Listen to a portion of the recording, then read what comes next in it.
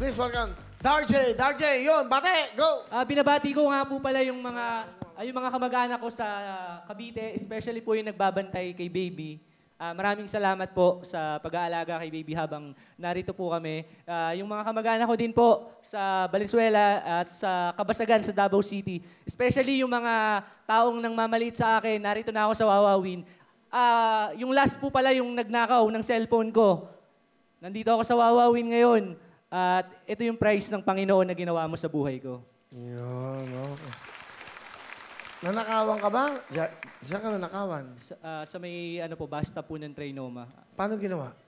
Inuntog po ako sa bus. Grupo po sila eh. So kinalso niya po yung kamay niya.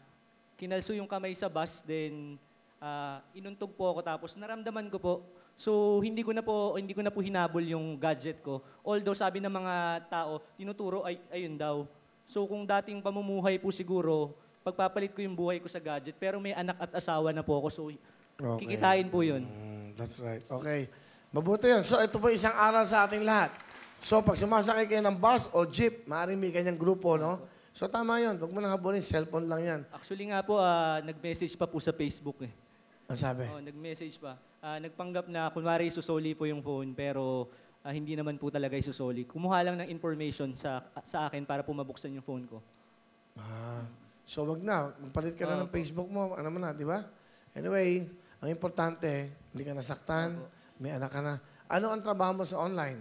Actually, nag-surprise po kami sa mga loved ones ng mga OFW. Anong trabaho mo? Tawag po sa amin surpriser po. Surpriser? Yes po. Sa online? Yes po. So tatawagan kita, pwede bang surprisahin mo yung nanay ko? Yes po. Dala mo ng ganito, gano'n? Yes po.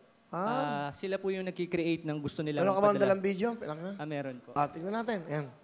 Para maganda to, nalalaman. Ayan. May nagmamahal po sa iyo yung nagpapadala nito. Tawag ka! Kunin mo naman yung bukay. Buksan mo naman yung pinto. Uy, Hoy! So I can see you through and through. That my love will pull me through, thanks to you. No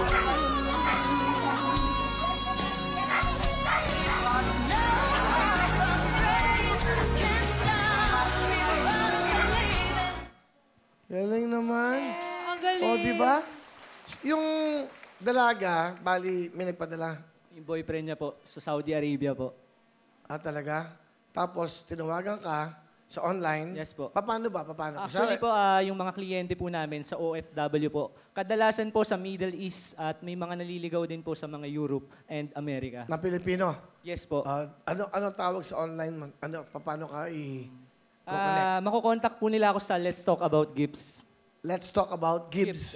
Ang purpose po ng business po namin na hiniram lang namin sa Panginoon is to advance the kingdom of God and to give smile to the OFWs and sa mga loved ones nila dito sa Pinas. Yun. Sa mga OFWs, eto ha, si Darjay. Paano ka kukontakin ulit? Sa Let's Talk About Gifts po. Let's Talk About Gifts. Okay Parang pag-usapan natin tungkol sa anong klaseng regalo. Kung ano-anong regalo po. Yan po. Galing. Sino kasama mo? Pinapakilala ko nga po pala sa buong mundo yung pinakamamahal at pinakamagandang asawa na nakilala ko sa balat ng lupa. Siya yung biyaya ng Panginoon sa aking buhay. Si Michelle. Yes, sir. Magandang hapon po. Maganda po. Ilang taon na kayo mag-asawa? 3 years na po. Kaka 3 years lang po. Last year po. Ano gusto mo sabihin? Charm. Salamat sa lahat ng pagmamahal at sakripisyo na binigay mo sa amin ng anak mo. Napaka-bless ko sa'yo. Napaka-ano mo. Lahat ginagawa mo sa amin ng anak mo. Kahit hirap ka na pagod ka. Pag-uwi mo, binibigyan mo pa rin ng time kami ng anak mo. Salamat sa lahat-lahat. Grabe, napaka-bless ko. Salamat sa Panginoon na ikaw ang asawa ko.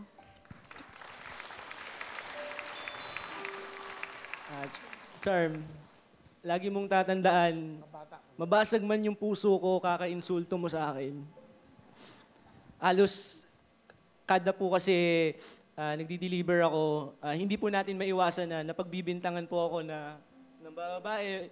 Alam ng Diyos na ikaw yung ibinigay niya sa akin at pinahalagahan ko. Maniwala ka sa sinasabi ko na saktan mo man ako, hindi ako tatakbo sa ibang babae. Sa Diyos ako tatakbo dahil ikaw yung binigay niya sa akin. Sobrang mahal na mahal kita. At ito ngayon, sa buong mundo, pinagsisigawan ko na I'm also blessed dahil ikaw yung binigay sa akin ng Panginoon at nakatanggap ako ng favor galing sa itaas dahil sa'yo. Mahal na mahal din kita, Charm. I love Mahal you. na mahal kita. Ganda naman ng mga kwento ng buhay nyo.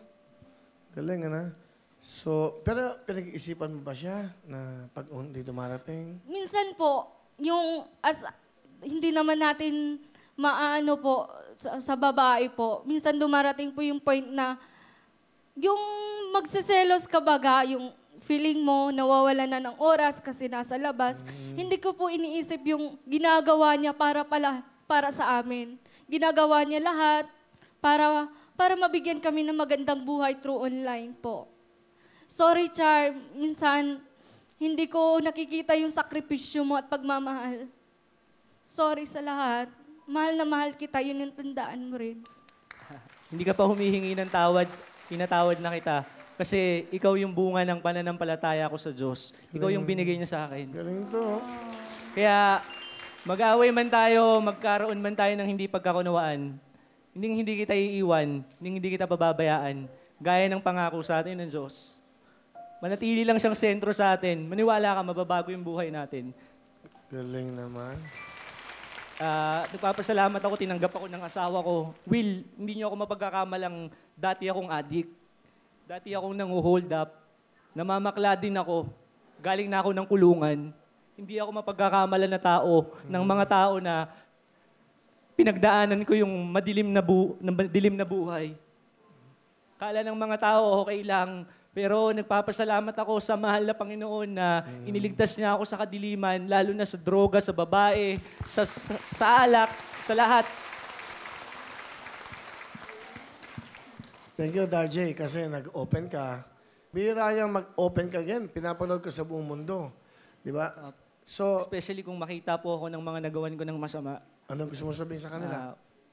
Antayin niyo yung blessings ng Panginoon sa akin. Hindi ko tatakasan yung ginawa ko at pinagbayaran ko na, nawasak yung buhay ko dahil sa paggawa ng masama, dahil nga sinasabi po sa Bible, kung ano po yung itinanim, aanihin po natin yun.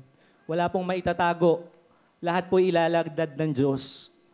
Kaya, kilala niyo ako yung mga ginawan ko ng masama, especially po sa mga kamag-anakan ko. Sa mga kamag-anak ko po before kasi ninanakawan ko din po sila.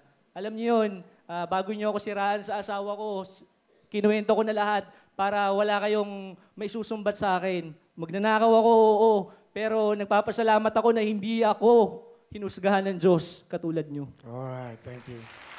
Galing, ha? Anong talent? Kakanta, Will. Online natin. Darjay. Pakinggan natin.